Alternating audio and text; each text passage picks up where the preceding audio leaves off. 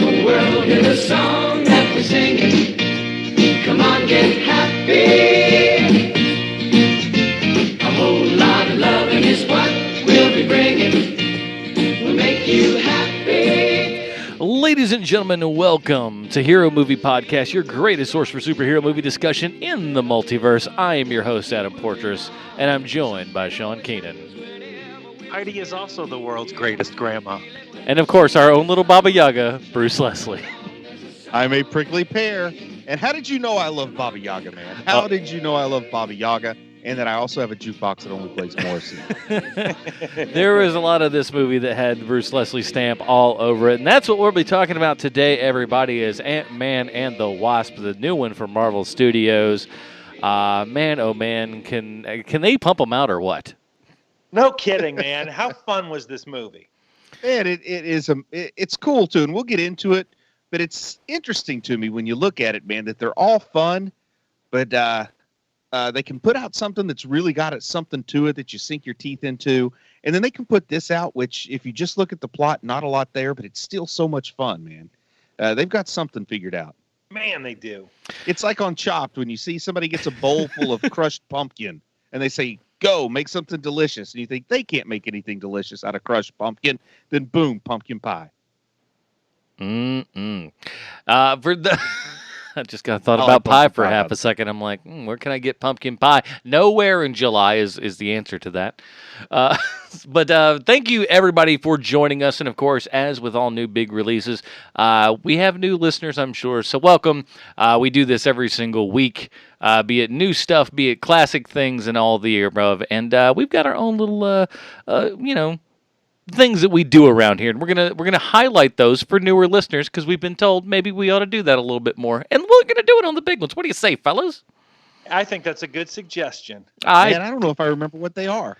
Well, we'll try to figure it out. Mostly, it's just called Bruce says smart stuff, Sean says funny stuff. Everybody dumps on Adam, but I'm cool with that. Hey, a little inside baseball for the listeners. 30% of the time, I don't know what I mean when I say the Robin's name. I'm just spitting out a Robin's name. He's just got a pair of dice he throws, and he's just like, I guess Are you trying to tell me, Bruce, that you don't spend hours mulling over which Robin is the best Robin to best describe this movie? I have like a roulette wheel with pictures of Robins on it, and I just spin it. Well, that's good, too. At least you made a wheel. At the end of the year, I spin it, but the other direction, and that's how I re-rate things. Oh, I like that. Counterclockwise once a year for those listening. In Australia, it goes for double. I don't know. Talk about some weird merch. Go ahead, Adam. Get that online for people to buy. The Robin Rating Wheel of Fortune. Oh man, dude, that's all you, dude. That's so much work. I'm here for the easy work. I think everyone knows that at this point. I don't think we need to make any sort of grand statements as to that. But come on. Every Robin is hand painted in Korea. Those things better sell really well. So thank you guys all for joining us. Today we are going to be reviewing Ant-Man and the Wasp. And of course, again, I want to say this up front for new listeners. We do discuss the entire thing. This will be all kind of spoilers and everything from here on out. So you have been warned with that. But according to the box office here, it looks like most of you have probably gone and seen this thing because, I don't know. It's Marvel, and people tend to go to those. This is a fun movie. What a good, fun summer movie this is. Let's see how fun it is and how fun we think it is right after we listen to the trailer. So, how long have you been Ant-Man again? Not long. It just sort of happened.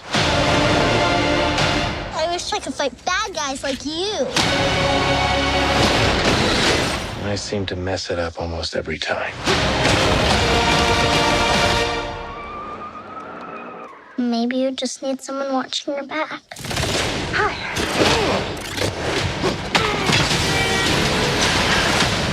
Like a partner. Dr. Pym, I actually heard what happened to you. You opened up the quantum realm. That's when this crazy creepy ghost who walks through walls and stuff. Stole your tech. And now she wants to take over the world or whatever. Who would have believed that in your hour of need, you would turn to us? Not me. Because we robbed you. Do you remember? That's us. The only chance we've got is both of you. and the Wasp teaming up. Follow my lead.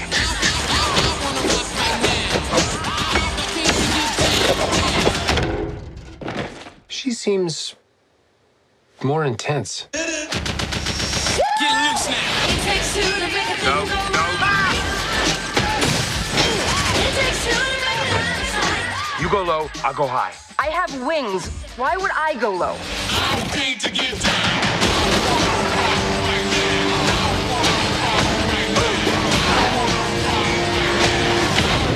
We're gonna die. I don't want to die. We didn't die.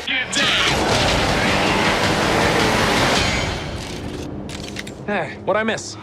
We were just tiny. It takes two to make a thing go right. I was partners with Hank on a project called Goliath. How big did you get? My record, 21 feet. You? 65 feet. 65. If you two are finished comparing sizes, 65. Alrighty, that was the trailer for Ant-Man and the Wasp, our new release review of the week. Here's the IMDb plotline. As we know, IMDb always 100% correct in everything they say and or do. As Scott Lang balances being both a superhero and a father, Hope Van Dyne and Hank Pym present an urgent new mission that finds the Ant-Man fighting alongside the Wasp to uncover secrets from their past. This is starring Paul Rudd, Evangeline Lilly, Michael Pena, you name it. Oh gosh, it's Michael Douglas, the whole crew. You guys know it. Directed Walt by Coggins. Walt Coggins. Say his name again. Isn't it Walt Coggins or something? Walton Goggins. Oh boy, I was close. See, I was close. We got another one, Sean. Again, directed by Peyton Reed. So let's get into it here. We've covered Ant-Man on this program before, but we've got to get to the comic book connection. Hold on, it's not playing when I hit the stupid button. Oh, so you mean just like everything? I got it. I need to change the background on the computer so I can read the font better. Did you have to reach into the bathroom to do it or something? You were stretching, man. Well, I could hear you backing away from the mic. My microphone is very, very directional. If I'm like off 3 inches, that's what it sounds like. It's really directional. You sound like you were leaning way back in the chair and stretching to get your hand in the other room or something. Well, I mean, how else do you expect me to do this this show on the toilet? Where's the most convenient place for the soundboard? Just out of reach. I just put it right over there. There it is. Good. Tell the pros do it. Ghost is an intriguing character from the comics. He first appeared in the pages of Iron Man in 1987, and my pronoun selection should have tipped you off to the fact that in the comics, Ghost is a male. Now, no one knows Ghost's real name, but they do know that he has a battle suit which grants him intangibility. Also, Ghost is an anti-capitalist saboteur who seeks to destroy various political and economic institutions he views as oppressive. The funny thing is that in the 1980s, that was considered a bad thing. Now, Ghost claims to have been created by corporate greed, and that makes it cool to see his character beat up Gordon Gekko on the big screen. Making himself into a true hypocrite, he worked for Norman Osborn for a time as part of his nefarious team, Thunderbolts. The mysterious man once worked as both a programmer and an engineer at a rising IT company called Omnisapient. Impressing the board of directors with his technological prowess and genius intellect, he quickly rose up the ranks and assumed the company's flagship project, for which he developed a revolutionary processor that could physically change in reaction to its environment, before becoming intangible to prevent overheating. Now, thanks to his ghost tech, the company's stock skyrocketed while the board, ever more dependent on the man who would become Ghost, collected the credit. Exhausted after months of work, the socially introverted programmer decided to leave on a vacation, conflicting with the board of directors' expectations for an ahead-of-schedule launch that could increase their profit margins significantly. Approached by an attractive co-worker as he was about to leave, the young man canceled his travel plans and began a relationship with her. Happier and more productive than ever, he now found every single aspect of his life tied to the company, all part of a well-oiled machine, until his lover died in an explosion at her apartment. Depressed over her death and unable to cope with its apparent randomness, he sought solace by immersing his consciousness into the data networks he created by wiring his own flesh with his flux state processors. See, Sean, that's what we thought computers could do in the 80s. And also when we thought flux capacitors were a real thing. They are. Shut your mouth. They are. No randomness existed, and his unconscious mind, in a state he called alpha, could solve any dilemma his conscious mind was unable or unwilling to. In this state, he pieced memories and hidden fragments of data together to realize that his dead lover had been hired by the board to seduce him, keeping him happy and available to the company's every demand, and later murdered for blackmailing them for more money. Terrified, he attempted to flee, but his discoveries had been detected by the board of directors, which dispatched a contract killer after him. The hitman detonated a bomb in his apartment before he could leave, destroying the entire building and killing dozens of tenants. However, Ghost survived. He was made intangible by the flux state processors fused with his body when a wall of fire hit him. The experience completed his psychological transformation, and the once naive workaholic emerged as the Ghost, a paranoid vigilante bent on wiping out corporateocracy. Now, Bill Foster is also a character from the comics. His superhero name was Black Goliath because he was around at a time when black characters had to have black in their name, like Black Lightning, Black Mariah, and Black Panther. To be honest, I'm still surprised Marvel didn't just name Warhammer Black Iron Man. But I guess even a broken clock is right half the time or something. I don't know. I'm not really well versed in idiomatic phrases. But a bit of interesting comic book trivia. The name Black Goliath was created by Tony Isabella, the guy most famous for creating Black Lightning, and most pissed off at Hanna-Barbera for creating Black Vulcan without giving him a dime. Now, Bill Foster was hired to be the biochemical laboratory assistant of Dr. Hank Pym. Pym was stuck at the height of 10 feet for a time, and at the behest of Tony Stark, Dr. Foster helped Hank find a cure to change his size back to normal. Foster cured Pym of his gigantism, but also in the process unlocked the secrets of comic book embiggening. His origin blurb from the first page of his self-titled book reads, Bill Foster, Dr. William Barrett Foster, DSc, PhD, a child of the ghetto is in all caps, by the way, who has pulled himself up out of the Los Angeles slums to become director of one of the nation's most prestigious research labs. A man whose research has given him the power to instantly grow to a height of 15 feet with the strength of a true giant. A man who has become a hero. Now, Black Goliath went on to do cool things in the comics, like battling Stiltman twice, then going on to battle Stiltman for a third time.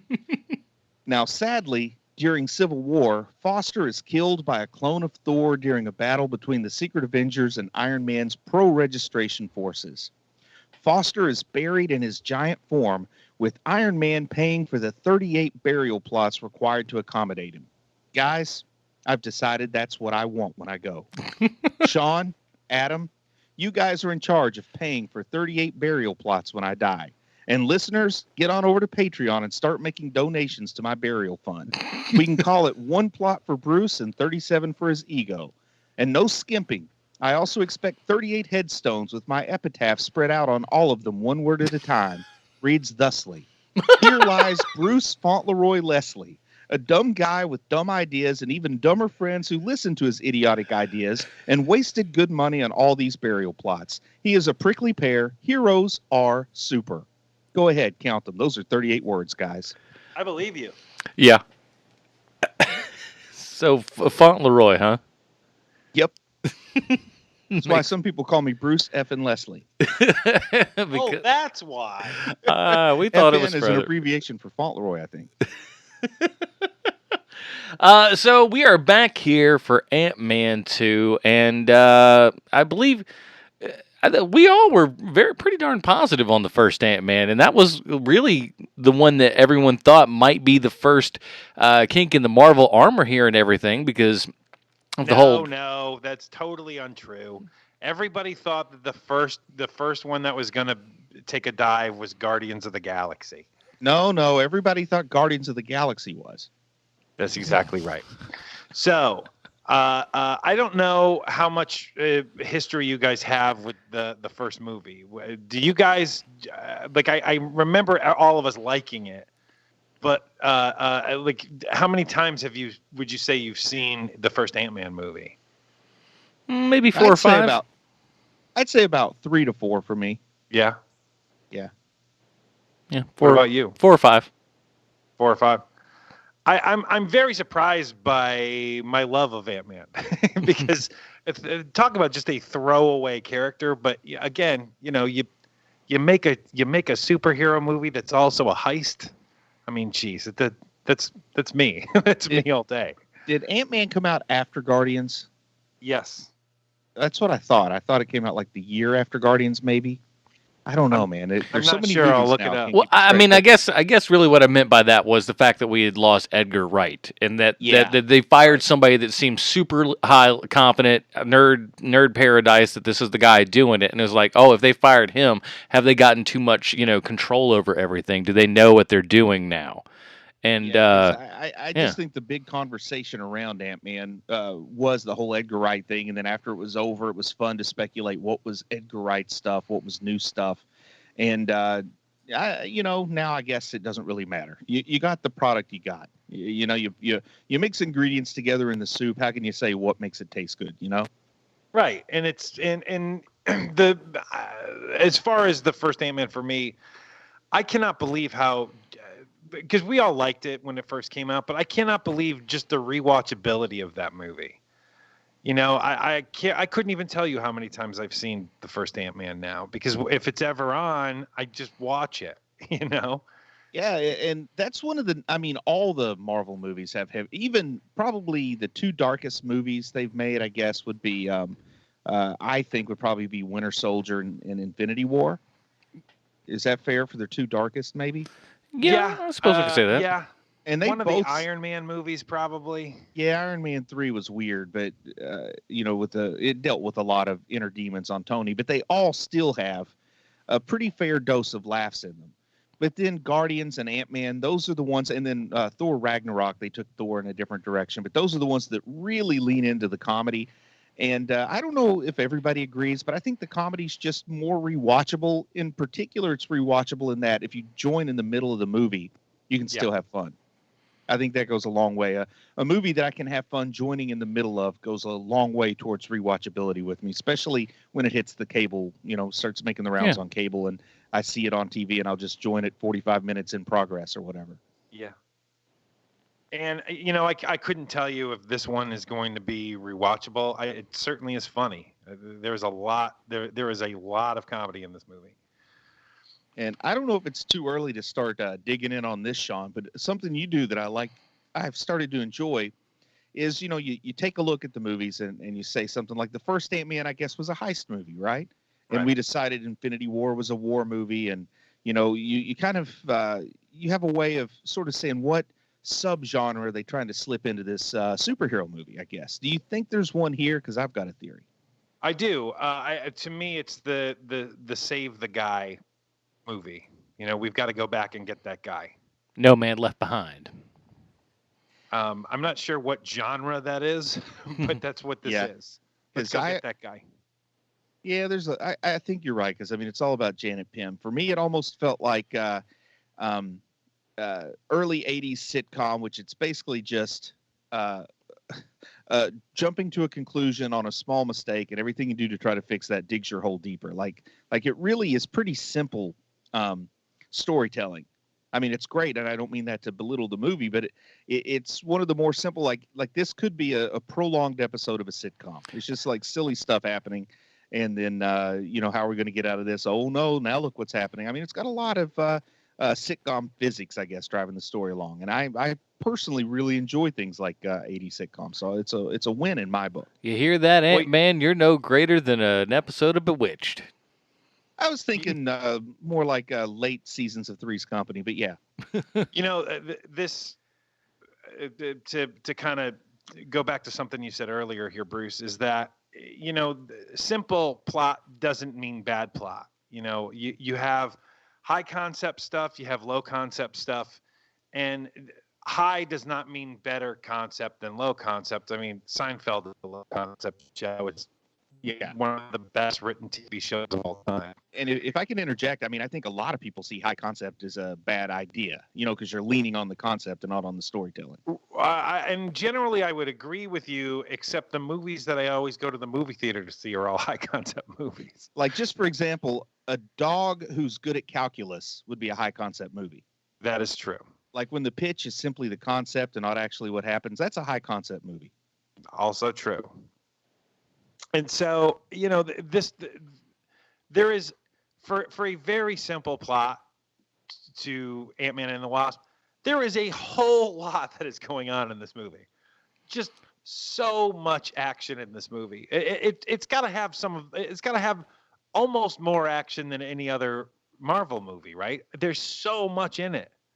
It's not only got action, but it has it has unusual action because you've got phasing, fighting against shape changing. It's just very dynamic. It's action that ignores Sir Isaac Newton's laws of physics in every respect. Right. And as a compliment to the humor in this movie, from my perspective, I'm so caught up in the comedy that despite this awesome action, this kind of envelope pushing way of putting some fights together, I think there's some really new stuff here in the action. I was so focused on how hard I was laughing and how much I enjoyed some of the comedic performances and some great timing and great touches that would have been easy to ignore, but I wonder why they're not tropes already because they work so well. Right. It makes me overlook the action. Not because the action's poor, but there's a whole lot of fun stuff around the action, too. Yeah. You can take the action out and still have a very enjoyable movie. Absolutely. The performances are so good. There's not a bad performance in this movie. Great cast, man. The people that I recognize are great, and even the people that I'm not as familiar with were also great. The poor Mr. Goggins, who I called Coggins at the top, this guy is a good villain. I've maybe seen him in an episode of something on like FX or something here or there. Like I'm not super familiar with his body of work, but he's like, oh, I've seen that guy before, kind of air about him. And I think he's a fun villain. And, I'm always a fan of if you want to act for the back row, I'm there ready to enjoy it. And, Michael Pena putting in again, just a killer job yet again. Stealing the show yet again, him and the two sidekicks. I love those guys. And Pena has no writing credit, but it's hard for me not to I can't believe that he didn't at least do a punch on that. Yeah, he had to contribute to at least his own lines. They gave the basic thing, and they were just like, put your spin on this, how you would tell this kind of thing. And can we talk about the Rookie of the Year in this movie? The guy he's been around forever, but I didn't realize that until this movie. Randall Park, the guy who plays Agent Jimmy Woo. Yes. Yeah. That dude is runaway MVP of this movie. Yes, and he's the one I was referring to, and I said even people that I don't recognize were amazing or did a great job, and he deserves, man, a hats off. His performance, the way his character was written, as well as how he performed it. Like, that should be an archetype character. Too bad it's not, but I bet you it will be soon enough. I think we're going to be seeing a lot more of him in Marvel. Yeah. Well, yeah, and like, because he could easily belong in there, but the cool part is like he's also been one of those actors that just for the longest time has kind of been putting in like sneaky little good performances here and there. Nobody's like, they've never like really been quite over the top. I think this may be what kind of starts to push him in to that limelight because it's so well written and performed by him that I think people are just going to be able to go, oh, we need to get him in more stuff. And I also think like chemistry is a term that people use when they either can't find the words or don't have the insight into what is really good about something. Right. But I'm still going to use it and say that there was some excellent synergy. I'll use synergy instead of chemistry. It's another throwaway word people can use and act like they know something when it's really just saying, I don't know what I'm saying. That doesn't mean nothing. There was some great synergy chemistry just between him and Paul Rudd. And of course, we know that Rudd's great. He's been around for a while, but they really played that well together. Like the opposites that just work well together. Both, and neither one of them being the straight man. It's hard to find it when it works so well like that. That's also true. And I got to say, man, Paul Rudd is If there's somebody who has a problem with Paul Rudd, I've got a problem with them at this point. He is the most likable human being in all of Hollywood. I'm sitting there like, because I've watched it twice now, and like through the whole thing, I'm just like, who can say they hate Paul Rudd? Who's that person? Yeah. Oh man, makes me cry. 10 years ago, I used to look like Paul Rudd. Now I look a little bit more like whoever they cast to play Fat Lawrence Fishburne. I look like that guy now. What about Fishy, man? Want to talk about Morpheus? Again, I think putting in an underrated performance in this that I think is sneaky good, that people aren't, that you just don't really see, because it's not big. I gotta say, I think I've even said on this podcast before, Lawrence Fishburne is good and bad in movies. He's one of those guys where, you know, him in Man of Steel, he is awful in that movie, but he is really good in this one. He feels like he's happy to be there. There's that too, and I wonder if it has to do. It's like almost like Bruce Willis kind of thing, where if Bruce Willis is in a movie that he believes in, he's going to put in one of the best performances you've ever seen. But if he doesn't believe in the project, he is going to try to take that thing down with the Titanic. And what does he do when Kevin Smith directs him? Well, he tries to take that down. That's what you were talking about, right? Yeah, well, it's been in a lot of movies. Also every other movie that it doesn't have a guy who's the writer director of that movie. Yeah. If it's at this point, I don't know that I look forward to seeing him in anything other than the inevitable sequel to Unbreakable. Well, that comes out in January, my friend, and I can't wait.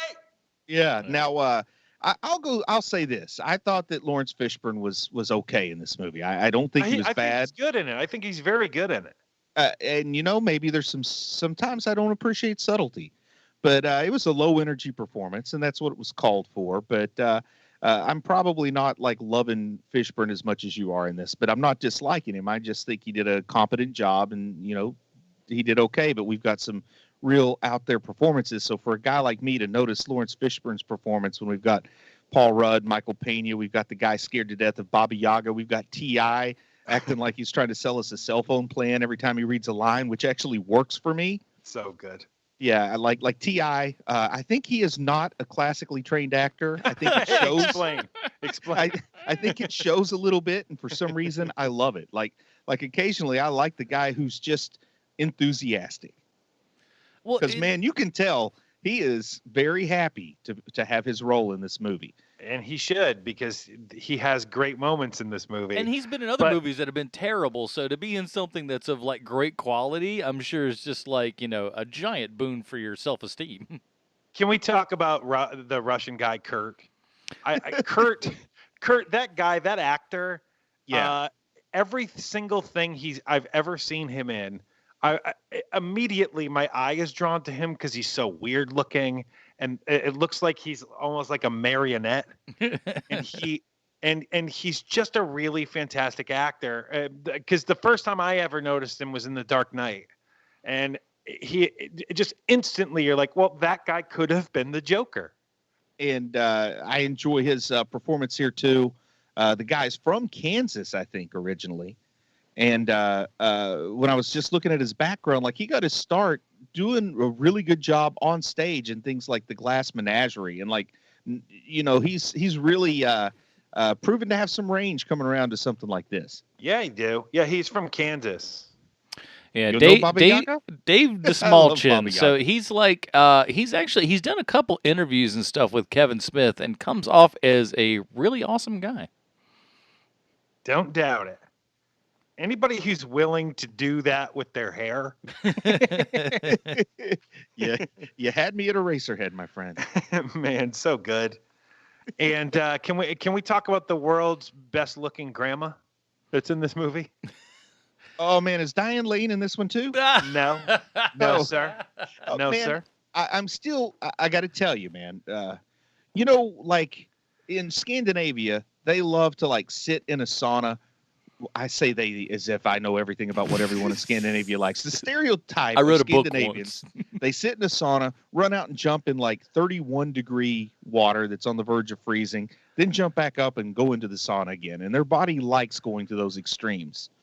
Now me, growing up where grandmas looked all like Aunt May in the original Tobey Maguire Spider-Man movies. Right. I'm having such a hard time adjusting. They just keep saying, you know what? Let's mess with these 80s kids and put the girls that were probably hanging up on the room. You know how you would like rip that one page out of a magazine and tape it to and it'd be like an Entertainment Weekly. I'm not talking like dirty magazines, but they'd have like the full page. Like if it were a comic book, you call it a splash page photo of like Michelle Pfeiffer or Rosie Perez or I don't know who. You rip it out, you tape it up on your wood paneling in your bedroom. And now all those ladies are playing like old folks, man. And it just ain't right. I do glamour photos, stupid. They should all look like Granny from the Beverly Hillbillies, not like Michelle Pfeiffer and Diane Lane and Marissa Tomei. Yeah. I don't mind it. I'll be honest with you. There's a lot to look at. Just keep bringing them in. I don't care. I like that Michelle Pfeiffer's 60 years old, and you're still like, wow, she is a good-looking lady. Even in a gray-haired wig, she's still beautiful. I know it. You know what's kind of crazy, though, and since we talked about it, or in the movie kind of opens up with, let's talk about how amazing we've gotten to the point with de-aging actors to where I'm like, why have any of these prequels with other actors anymore? We can do it. We can do it and do it so well. Man. Well, I know the case that you're thinking about, Adam, because Harrison Ford does not want to be Han Solo. Oh, I know that much. I'm just saying, like, him notwithstanding, I guess. And do you really want to see, like, Michael Douglas de-aged in a third Romancing the Stone where he's running around like an old man, but he's got a young face? That is just so awful. He will not do any of his own running. There was one scene in this movie they shot from the back where a stunt double in an FBI jacket ran at a mild trot and climbed into the van, and I know that wasn't Michael Douglas doing that running. And it could barely be called running, but it was clear it wasn't Michael Douglas. It was like when the stuntman had to kiss Margot Kidder in Superman 4. But the de-aging, here's what I want to say. When they de-aged Michael Douglas, he looked like Gordon Gekko. He looked like Michael Douglas used to look. Yeah. When they de-aged Lawrence Fishburne, he looked like a younger version of current Lawrence Fishburne, but he did not look like what I know he looked like when he was younger. So that kind of threw me for a loop. Yeah, it's neat. I like that happened because what happened? What naturally happened to that man? And then also I start thinking if they actually put in someone like an image that looked like young Lawrence Fishburne, people would say it was horrible CGI because it didn't look like Lawrence Fishburne. But that did not look like Morpheus when they de-aged Lawrence Fishburne. No, it did not. It looked like a social studies teacher from a made-for-TV movie that was supposed to teach us not to do drugs and to go to bed early or something. So one of the things that I wanted to ask you about, Bruce, is because I did a little bit of scratching around because I know that Ghost isn't typically an Ant-Man villain. I know that that's an Iron Man villain. And I know that that Yellow Jacket was basically the only character that I could think of when it came to a villain for Ant-Man. Well, hold on. I wouldn't say that Yellow Jacket was a villain for Ant-Man. Yellow Jacket was a persona of Ant-Man. Oh, right. Yeah, Sorry. so that was a really weird thing, and I'll say that Ant-Man doesn't really have any villains other than Ultron. You know? Right. Hank Pym, I mean, his villains would be villains of the Avengers, but he turned into a head case so quickly that he never really had any villains of his own. He was his own worst enemy, you know, because like once again, Hank Pym always fighting his own demons. And then by the time Scott Lang comes around, that's so late in comics that there's already plenty of villains, and he would just, you know, pick up whatever sort of villain of the week was handy. Right. Well, that was going to be that. So you've already headed off at the pass, because my question was going to be, who would you like to see? Because clearly there's going to be another Ant-Man movie. It would be stupid not to have one. So who would you see as an Ant-Man villain in Ant-Man and the Wasp 3? Yeah, man, what do you even call that movie? It's not Ant-Man and the Wasp 3. Well, here's the thing. Ant-Man None of 3 them or are Ant-Man and the Wasp 2. That would be weird if they called it Ant-Man and the Wasp Part 2. None of them are naming these things with numbers anymore. So, like, it doesn't. I'd say that doesn't even matter. But I mean, who would the villain be? Can you even think of one? Maybe Jack of Hearts. Jack of Hearts is who killed Scott Lang in the comics, and Cassie had to take over as Ant-Man, essentially. So even though that's a really weird villain and you'd have to work on it to make it movie ready, I think that could be interesting.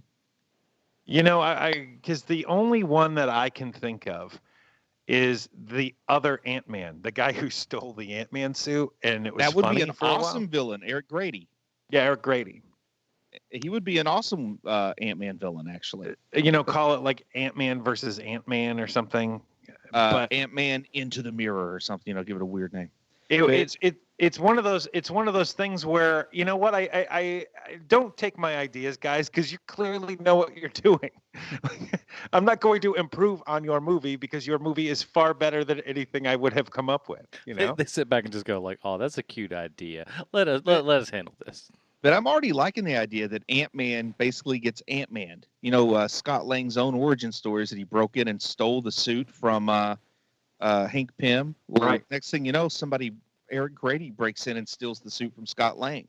And then he has to go see if he can get another suit from Hank Pym or something. It turns out Hank Pym finally has the big one. He's coming to see Elizabeth, and he dies, and they're at his funeral, and he has no suit. So he has to be just like, he just has to be Scott Lang, and the Wasp has her suit, and he has to convince her to help him to preserve her father's legacy, but she doesn't want to help him because he was careless enough to get it stolen. You know how those beats would go. I think it could be interesting.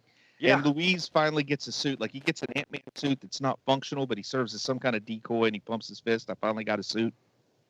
Yeah, they did set that up. It would be a shame if he didn't at least get to wear some suit. Yeah. What about that scene? The scene where they return that joke. They bring that joke back. Which is my favorite joke in all of Marvel. Yeah, if they didn't do this in this movie, I would have asked for about 50 cents of my ticket price back. Because that's, that's one of those things you expect to see. Like, some people say, why do we want to rehash the same old thing? But I would say it's like at Thanksgiving. I've been to some Thanksgiving dinners where people are like, you know what? We don't want to just have mashed potatoes. We want to have like fancy party potatoes with all kinds of ingredients and stuff. And you know what? That's fine. You want to spice it up? It's okay. But just have one small bowl of regular mashed potatoes for those of us who've had mashed potatoes at Thanksgiving every year for like 40 years and don't want it to change. Oh, man. Don't even get me started on that. My Uncle Marty growing up, every time that we had Thanksgiving at his house, it was like, oh boy, here we go. It's gonna be spaghetti and meatballs with some turkey. People want to get creative, and I understand that. Some people have that part that wants to be creative at Thanksgiving, but you know what? Also, just have a few of the staples too, because it is Thanksgiving. Yes. How hard is that? So this is like the staple. Like we just understand before you go into the movie, there are some people are going to roll their eyes when that scene comes up, but you know what? Those people all deserve to burn in pain, because we're going to enjoy that few minutes. It's 3 minutes or less in a 2-hour movie. Let those of us who want to see the Michael Pena talking scene have it. And by the way, they upped it big time on this one, and I loved it. Yeah, me too. I like the yes and on this one, where T.I. even says, look, man, you put the dime in, you got to listen to the whole song.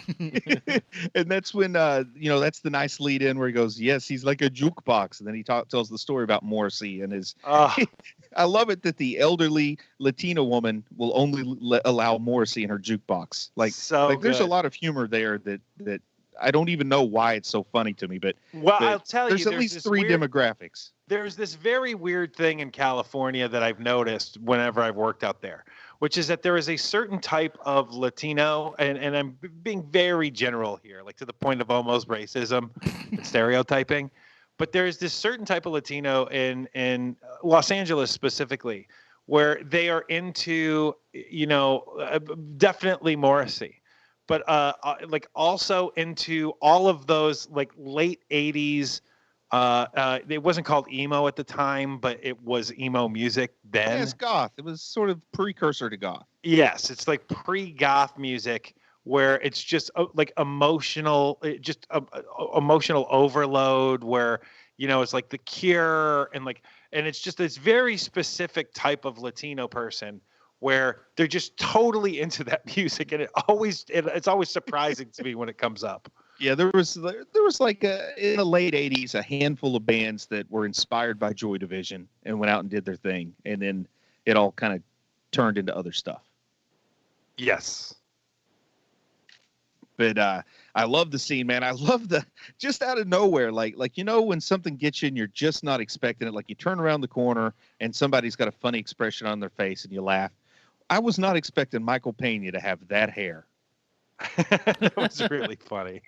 And What then a good way to do that. And it was a nice touch when the other people, when they're talking, they take on Pena's mannerisms a little bit, especially Paul Rudd, who does a great job of it. And that's kind of what he does. Though he was never in SNL, he kind of lived that SNL type of life for a while. And I've been kind of quiet about Evangeline Lilly, and it's because I don't like her, and I don't know why I don't like her. But I didn't feel like she did as good as Paul Rudd. And it was a lot of fun, though, man. What about you, Adam? What do you think of her? I'm a huge fan. I've liked her since Lost and everything, was really kind of on board at that point. And she's never gotten quite the push that I think that she kind of deserves. Because I think she's pretty good at what she does. She's very capable. And again, it has that good thing of she's able to go ahead and use her physicality and with the shrinking and everything to make you believe that these are fights that are winnable, and that's tough to do when you're a slight lady, but man, she pulls it off, and all of it has to do it's kind of that Jennifer Garner thing where it's all the confidence and everything that makes you believe, oh yeah, that's sure she can do that. I believe that. And first of all, Jennifer Garner physically looks like she could beat the shit out of somebody. That's true. She Sorry, grew up in South Charleston, West Virginia. That's man. right. You got to be able to do that. Sorry, Adam, I just cursed. That's all right. Yeah, okay. But she's good. Here's my 2 bits, and I didn't realize what was wrong until you just said something, Bruce. Is that I like Evangeline Lilly. I like the way that she looks. She looks like my type of girl. She's little, she's black, she's dark. She's got dark hair. She's got black features. That is exactly the type of girl that just a laundry list of that's what almost all of my girlfriends and wives look like. This is true. That. So, with that being said, I could not put my finger on it what is wrong. And here is the problem for me. I never believe what she's doing. I never think that she is Michael Douglas's daughter. I don't believe that she has the Wasp suit and she's great at it. I don't believe that she misses her mom. Now, I don't know why that is, but I don't. I still think she's great because I just like looking at her, but she's not a great actress. Here's the thing, man. Something about her performance, and I don't know if I'm bringing in some below the consciousness level bias. Did she have a reputation as being a difficult person in the final seasons of Lost? Did she get some bad press somewhere along the way? Not that I don't know that. Yeah, I don't think she has either. I've just got this opinion, I guess, from this performance because I've never really watched her in much before Ant-Man. But I feel like and I'm talking about the character, not the person, but the performance. I feel like if I was in a room with that character for very long, I would be looking for excuses to leave the room. They don't give that character a lot of nice things to do or say. I feel like she thinks she's better than everyone in the performance, and I think I'm maybe projecting some of that onto the actress. That might be the character itself, not the actress. And that's not a good Hope Pym to me, to me. But in the MCU, there are loads of female characters in the MCU and loads of actresses that play those characters. And out of all of them, the only 2 that I don't really care for, Gwyneth Paltrow and Evangeline Lilly. And it's not about looks. I mean, she is an attractive lady, as you've all pointed out. But in a weird way, man, it's the whole fact that I think I would be uncomfortable being around her. I think she would be one of those can I talk to the manager types, and she just does nothing for me. I don't even enjoy looking at her. Like I much prefer the villain as far as who I'm going to look at. Bruce, is your wife in the room right now? Just blink twice if. Help. but no, man. I as far as just who looks are concerned, I think you guys know I'm probably more into the villain. Yes, Yeah. I would imagine that you were, and I thought that you would be. The second that I saw her, I was like, oh, Bruce is gonna say something there. That girl's dirty blooded. Bruce is gonna like her. Oh boy, does she have an accent? Oh, she's got an accent. I don't even care if it's real or fake. I'm sold. Oh, it's real. I saw her in one of those Google Complete interviews. I like the way Adam's like, oh boy, it's real. It's real and it's fabulous. Oh yeah. Jerry. But also Judy Greer, man, I think I have this thing. I like a sitcom, and I see a character from that sitcom in a movie, and I'm going to like him. Judy Greer, of course, Kitty Sanchez from Arrested Development, a fun character, and she's awesome, man. She's like on screen a very small amount of time, but makes a big impact, and I like her. She's just terrific. I've never seen her in anything where I go, not for me. Or actually, she's been in a ton of stuff I don't care for. But her performance in that thing, I've always liked. But how's this for a couple of nice credits, man? Arrested Development and It's Always Sunny. It's pretty good. Yeah, it's a nice 1-2 punch to have on the old resume. And then a couple of movies called Ant-Man. Maybe you've heard of them. Yeah, you got a movie called Jurassic World as well. She's hot in there for a hot second. I didn't know she was in Jurassic World. Yeah, she's in the first one for just a minute. Yeah. She's the one with mom dropping off the kids. Hey, speaking of Jurassic World, I'm proud I have come around on Bryce Dallas Howard. I used to dislike her in the same way that I didn't know why, and now I like her. So, it's because of Arrested Development, isn't it? Yeah. I knew it. I was hoping you hadn't seen the last season yet. I knew it. And how did Clint not get a cameo in that episode? You got me. Maybe he was busy. Anyway.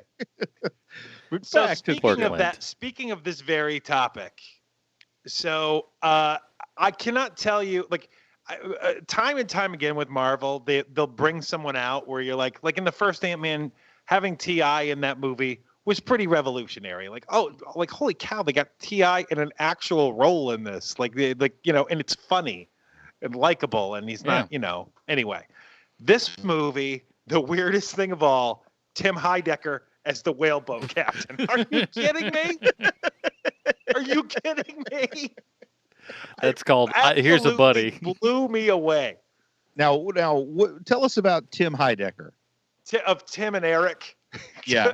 Tim of Awesome Tim Show Eric. or whatever. Good job. Yeah, Awesome Show. Good job. And then somebody goes to the mayor. Tom goes to the mayor. Like, just the craziest, weirdest, like, you got to be high to enjoy the type of TV shows that they do on Adult Swim. And seeing him in a Marvel movie, it was like seeing Darth Maul in Solo. It was like, what? Man, wow, I didn't expect you to compare it to Darth Maul, man. I had to think, now you've just ruined a movie. It was so surprising to me. Oh man, I like that. I would like it if we found out that Tim was playing Darth Maul. Hey, big shocker. I don't care for any of that stuff. You don't like Tim? No, any of that's. It's just, to me, it's just, and I like absurdist stuff. To me, it feels like trying absurdist, and that, like. Do you want me to let you in on a little secret here, Adam? Please. I used to like Tim and Eric, Awesome Show, Good Job is one of those shows where I saw the commercials and the title and it stuck with me, and I would like mention it from time to time so people thought I was like the kind of guy who watched it. Never seen an episode, but like intimately familiar with the show. I do that sometimes. Like in high school, I would know about like who wrote a book and detailed plot points, though I'd never read the book, and it would confuse people. And that's just how I am sometimes. I know stuff. Yeah, I'm just like, I've watched their movie that they put out. It's nothing but straight awful. I hate every minute of it. I'm like, I don't know why or how anyone finds any of this entertaining. It's still better than your movie, though. So here's the thing. Here's the thing with Tim and Eric, right? So I have a soft spot in my heart for these guys. I don't laugh at their stuff. I don't think the stuff they do is remarkable in any way. But they have two things going for them. One is that their style is their own. It's not like somebody was doing what they were doing better previously. That's just their stuff, which I think is great. And two, they were discovered by Bob Odenkirk, which, as you both know, Okay. is on my Mount Rushmore of comedy icons. See, you kind of led into what I was about to say. Is like, I think I would have a tough time enjoying Tim and Eric because I would rather be watching the Mr. Show with Bob and Tom, or Bob and Dave, or Dave and Bob. What was Mr. Show called? Mr. Show with Bob and Dave. Okay, I couldn't remember. I mean, I knew it was Mr. Show. I didn't know if it was Dave and Bob or Bob and Dave. But yeah, like now that is a show that I can't believe like existed at one point in time. Now, when you look at David Cross and once again, Arrested Development gets you an immediate 51% on the tomato meter of Bruce. We call it the Bruce-o-meter. Yeah, you have to give me a reason not to like you if you were in Arrested Development. Like, you got one vote for you before I even see your performance.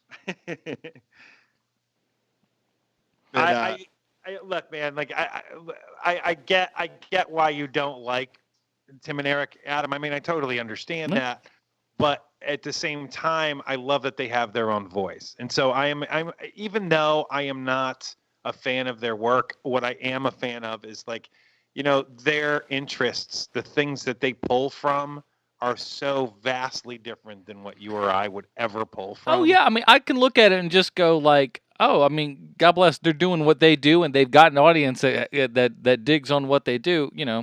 Good going. It's I mean, just not for you. Yeah, exactly. It's not made for you. Oh yeah, and that's what I dig about it. That's why I like those guys. do you guys think it'd be okay if Hank Pym in the Marvel Cinematic Universe died for real soon? Like, if we had enough Michael Douglas.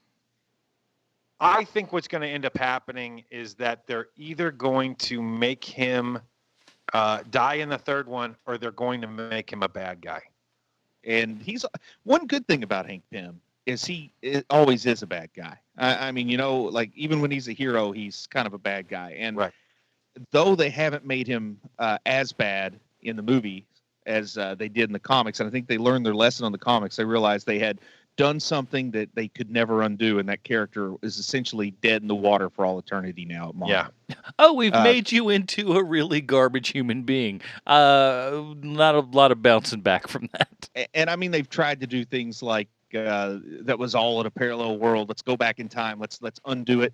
And then they turn around and do the same thing again in the Ultimate Universe. And it's like, okay, so this character is basically done. The only way they've managed to bring him back is they've had him fused with Ultron, and now Hank Pym is essentially Ultron. But in the movies, they've still made it, how many former partners has he had now? I mean, there was Corey Stoll in the first movie, then there's Lawrence Fishburne and Elias Starr in this movie. I mean, and every one of them, it's starting to realize when all these partners are double-crossing him, it's that whole thing, like if you've been married 5 times, maybe it's you. Well, I think that's what they're doing here. I think they're dropping seeds. Yeah, I think that they're doing a good job of showing that he's an egomaniac, man. He has to have ultimate control over everything, and he just doesn't work well with others. And the only person who's yet to realize that is Hope. And, Janet's been gone so long that maybe some of this change happened after she left. Maybe that's part of the reason he changed so much.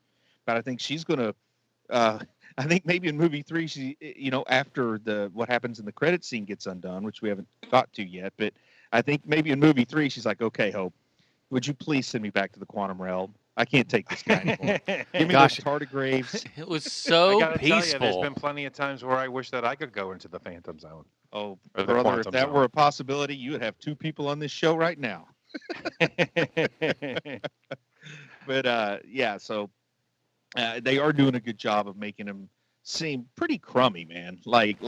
And at first I wondered, gee, going to this point in the story, having Hank already be so old that now you can't use Hank. I really felt like Hank and Tony Stark should have worked together on something. I feel like those characters really need to kind of cross paths or something. And when they made it Michael Douglas, I knew that it was going to be limited exactly what he was going to do in the combined universe. He's just going to be in Ant-Man movies. We're not going to see Michael Douglas in an Avengers film. And at first I thought, it's a founding member. Hank Pym is such a big guy at Marvel, but now I'm okay with it. And also, I'm kind of done with Hank Pym in the Marvel movies. Like, he's done everything that he really needs to do. His story arc is complete. Now he can either, like you said, turn into a villain, die, or step into a magic portal where he becomes young and they recast him with some 45-year-old. It's going to be one or the other. Or his consciousness gets transferred into Michael Pena's body. I'd like that storyline. Oh, that would be wonderful. But it's not like a total takeover. Like, they're both there, and Michael Pena gets to argue with himself and stuff like that. Okay, speaking of both there, let's talk about this for a second, because I don't know about you, but I think one of the best moments in this entire thing, and just showing how he is absolutely killer, is that scene, where he's channeling her from the quantum realm and everything, and going through. How good is that? So you think that's a good scene? Huh? I think that's a fantastically good scene. I think it's a sufficient scene. Because to me, it's just like, I don't know. To me, Paul Rudd acted the crap out of that, and it at least to me, it felt very. Now I saw it with a very few people in the theater when I saw it. I don't know. It just it hit home to me. Like, it felt like, you remember Contact? Yeah, kind of like that. There's like, there's just, I don't know. It felt right to me, and while Paul Rudd is clearly the person on screen, I very quickly didn't see him. I saw Paul Rudd the whole time. I saw Paul Rudd pretending to be a lady. I saw Kids in the Hall where a guy dresses in drag for comedic effect. I did not see him channeling Michelle Pfeiffer. I saw him doing obvious, like this was skit quality of, you got to communicate in a short period of time that you're a lady and not a man. Go. That's what it was to me. It was a little over the top. In fact, he seemed way more girly than Michelle Pfeiffer does when she's on screen. I think it would have worked better even if they'd pulled some kind of gimmick and had her voice come out of his mouth and let him not be so silly with it. And that's just me, man. I'm one person, but and I love Paul Rudd, but he did what Paul Rudd does. He's never he's not going to be like Dustin Hoffman and Tootsie, actually convincing someone he's a woman. Because that was we were all convinced then. By the way, coming in 2019, the Tootsie reboot starring Paul Rudd. I'd watch that. I'd watch that. What did you think, Sean? I think it's fine. It's serviceable. I don't think that he does an amazing job. I think that it feels like your typical inhabiting about a woman being a man, or a man playing a woman. I mean, it's pretty... It gets the point across. Yeah, and it's fine and it's funny. It's a funny scene. I don't think he's doing the Lord's work in it. I guess I didn't read it as overly funny. Oh, I read it as funny because I did too. I just want you to, whenever you get a chance, Adam, just go back and I don't know, maybe when you get some clips on YouTube, because eventually that clip of him acting like a woman will be on YouTube. Oh, for sure. And put that clip up in one window, and in the other window, any clip of Michelle Pfeiffer from this movie, and see if their mannerisms are at all alike. I'm not gonna make that statement for sure. I mean, because I've seen it twice at this point. But you're right. There's the mannerisms themselves aren't there, but it just, I don't know. It just seemed like I guess I took the scene seriously, and it worked for me on a more serious level. So maybe I'm weird. Well, I know I'm weird, but And the way that it was written was good. When he just gently touches Hank Pym's face, and the way that he talks to her daughter or whatever. I mean, those points do score points. I mean, you understand it's touching. She hasn't seen these people in forever, but at the same time, it is you're watching a little bit of Mrs. Doubtfire here. So I think for me, it maybe blunts any of the emotional. See, I don't feel like it didn't feel like it went that high to me. It's like if Miss Doubtfire is a 10, this was like maybe a 4. Well, most people's 10 are only a 4 on the Robin Williams scale, so it's hard to compare those two. That was unfair. So and so. Another family thing, and I'll say this because this is like I thought this was good. Them pointing this out, they kind of did it a little bit in the first one, and they really dug in this one.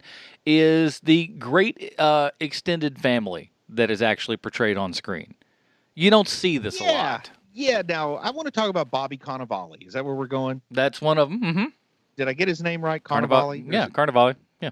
Cannavale? I knew I'd leave something out there, but the dynamic, especially like him wanting to get on the hugs, how positive the relationship between Judy Greer and Paul Rudd is. All that is amazing to me. I think it's beautiful and wonderful, and I wish the real world were a little bit more like that. I'm a child of divorce, and I've seen exes from my parents' perspectives and stuff, and you don't usually get that kind of family. No, no, you Is that don't. a fair thing to say, Sean? Yes. And it's amazing in the movie, but it's part of why I think it's interesting is because I have no like real world reference. Like to me, that's like the fact that Paul Rudd can shrink and grow is the second most bizarre thing in this movie. It's that dynamic between Cannavale being like a big fan of Scott Lang that confuses me. Well, he But I did love save his life. I mean, that's going to change some things. Yeah, you'd be surprised. Come on, you wouldn't be surprised, Sean. So You probably saved someone's life who hates you at this moment. I know I have.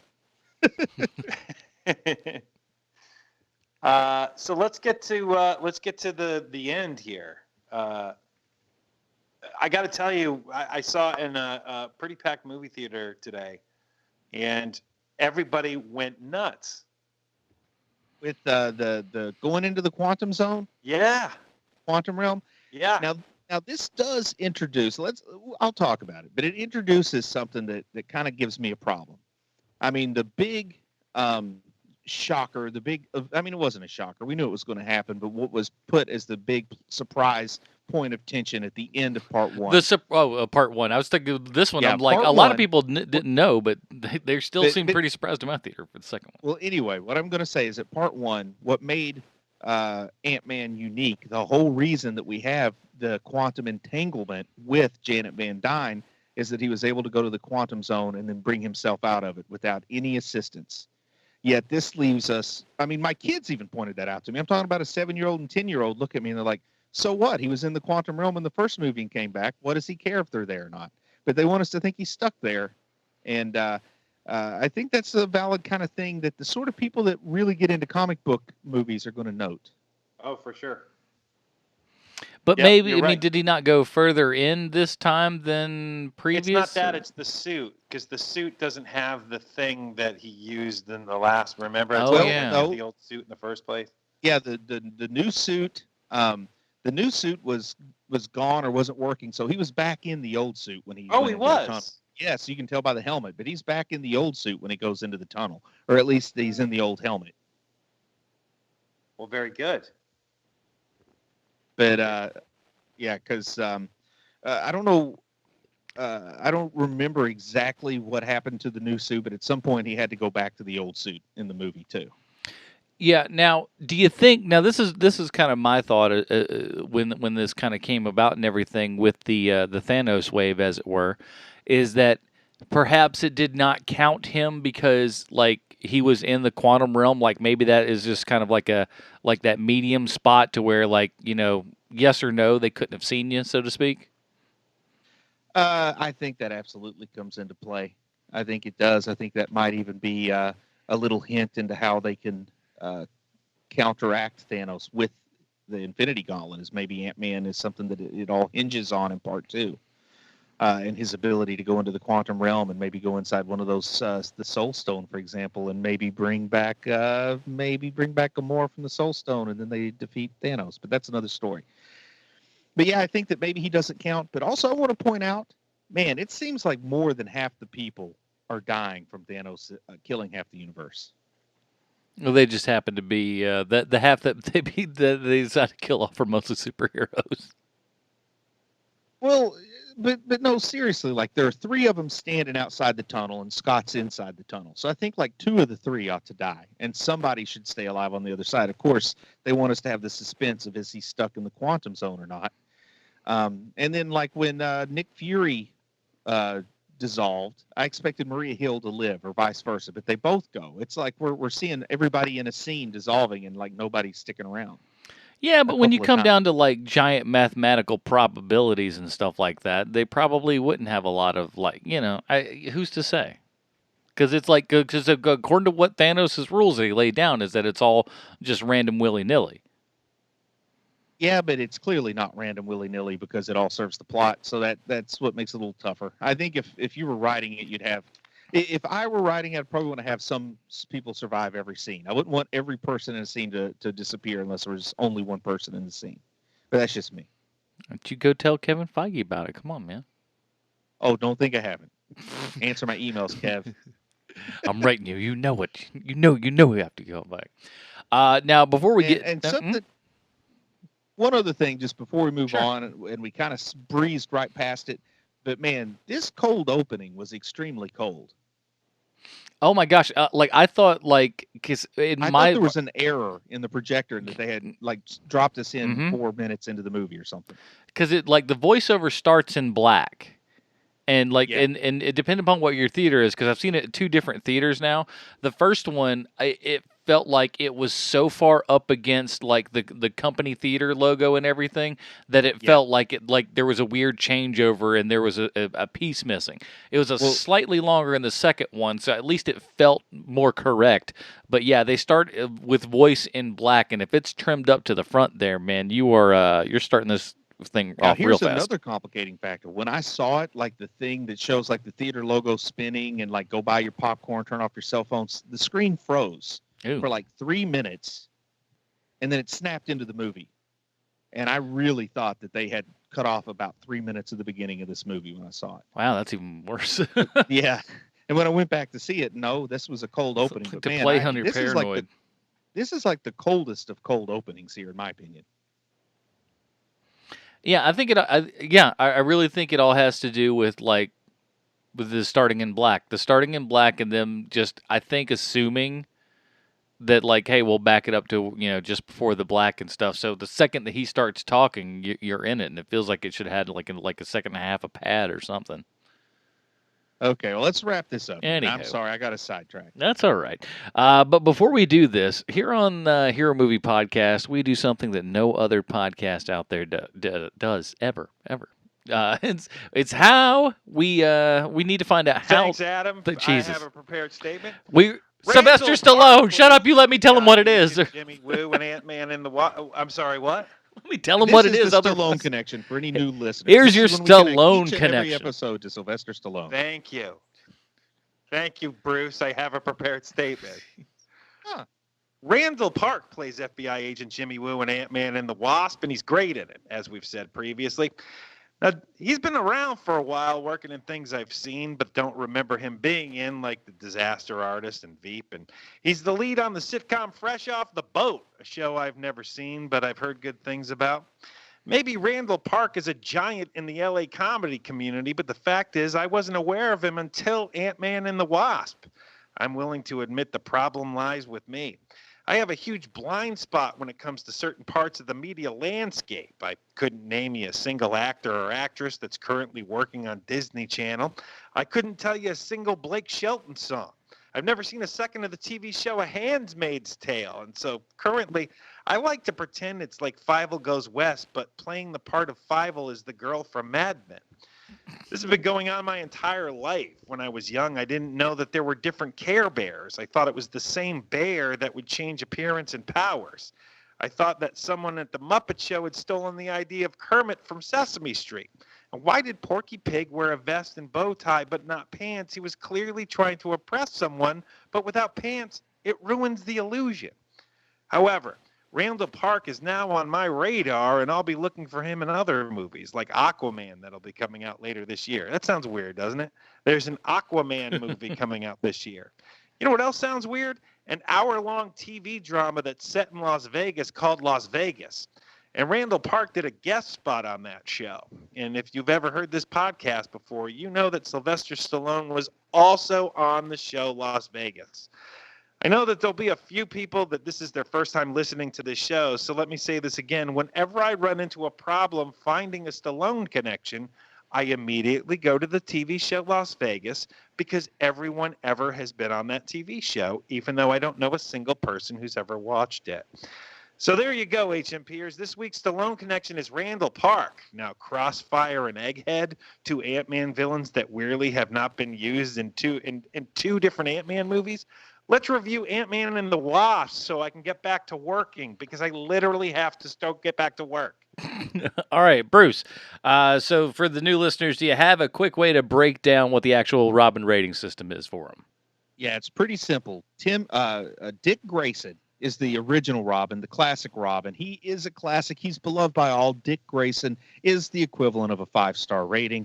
The 4-star is Tim Drake. He's awesome. He's solid. Just about everybody loves him. Nobody hates him. But, of course, he doesn't have the name recognition of Dick Grayson, so that's our 4-star. 3-star is Damian Wayne. He could be polarizing. Some people say he's the best Robin. Some people say he's the worst. But there's always something interesting there. So Damian Wayne is our 3-star. 2-star is Stephanie Brown. People say, who's that? Exactly. 1-star is Jason Todd. The Robin So Awful fans voted to have him brutally murdered with a crowbar by the Joker. 1-star. So that said, with that system and everything, I'm just gonna go with strong Tim Drake on this one. I had a lot of fun. This is exactly what a summertime action movie should be. You got a ton of laughs. You got really fun action in it, and it seems like they know what they're doing over there at Marvel, and I can't wait to see what else they're going to be doing afterwards. Sean, what do you got? I think he's gone. And he's gone. Bruce, what do you He had got? to get back to work. Sean told me to give his score, and Sean says it's a Tim Drake because he always agrees with Bruce all the time, and that's what I think. Tim Drake. It's a good movie, man. It's fun. It's rewatchable in my opinion. It's not doing anything terribly new when it comes to the theme. It doesn't really have a lot of thematic elements. It's got some interesting visual stuff that's a little different from what we've seen before, but it's just good fun, man. The plot can be thin if the way that the story is told is awesome, and this is pretty good. Tim Drake. I think just about everybody's going to love it. I don't think anybody's going to hate it. Not too shabby. And that is it, everybody. Thank you for tuning in to this special episode of Ant-Man and the Wasp here. Next week, we are going to be covering... Now, Bruce, you were out for the first half, and Sean and I just did the first half of Luke Cage. And you're going to come back and join us and talk about the rest of the season. And was Season 2 worth the wait? Sweet Christmas. Sweet Christmas. It is that time of year again. In the meantime, Bruce, where can we find more of your work on the internet, sir? Well, I think people ought to go check out Preacher Podcast. Preacher Podcast is a podcast dedicated to the AMC show Preacher. And also, if you're not watching Preacher, you really ought to give it a shot, man. Go back and watch a couple episodes. It's unlike any other television show out there, based on a legendary, beloved, iconic comic by Garth Ennis. Absolutely sacrilegious, absolutely supernatural, absolutely, I would call it dark comedy everywhere to be had. You're missing out if you're not watching Preacher. You need to listen to Preacher Podcast. Me, Adam, Sean, and Matt Smith, we all have a good time tearing that down. And if you're not on the Preacher Podcast bandwagon, it's never too late, man. Season 3 is not that far along. Yeah, exactly. There's plenty of catch-up time, and I believe the first 2 seasons are all on Hulu and everything, right? That's the rumor I've heard. I haven't verified it. I think they're still there. So, check all that good stuff out and check out our show.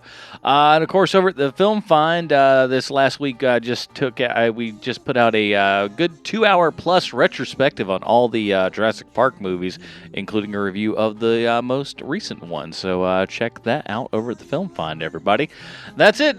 Join us next week when we're talking a little bit more Bruce Luke Cage, yeah. Bruce Leslie. Thanks for joining. I'm tongue-tied. Worst outro ever. It is. It's the worst outro ever. Let me start again. For Bruce Leslie, the absent Sean Keenan, my name is Adam Portrais. Stay super, everybody. Goodbye, Marty and Evie. Goodbye, Commodore. You always keep me guessing. I never